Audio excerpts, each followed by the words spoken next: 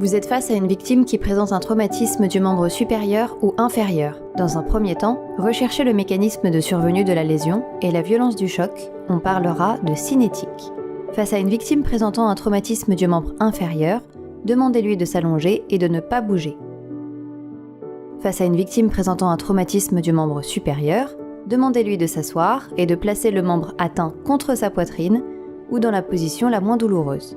Retirez tout bracelet, montre et bague. En cas de gonflement, il pourrait entraîner une compression du membre.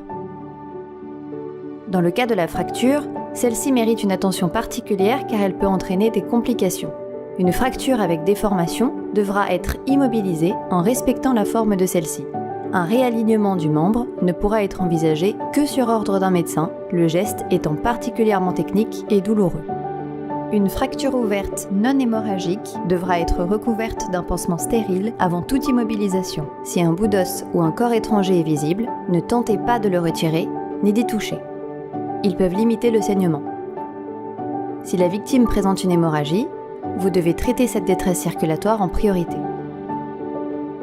Si votre victime est inconsciente et respire, vous appliquerez avant tout la conduite à tenir décrite dans la vidéo « Position latérale de sécurité à 2 secouristes ». Une fois les détresses vitales écartées, vous devez immobiliser votre victime. Plusieurs matériels existent et correspondent à des techniques bien précises. Reportez-vous aux différentes vidéos correspondantes pour apprendre à poser attelle et écharpe. Appliquez du froid si la zone traumatisée ne présente pas de plaie. Cette application a pour effet de diminuer la douleur et de limiter le gonflement. Lors de votre bilan secondaire, vous devrez vous aider de l'acronyme OPQRST.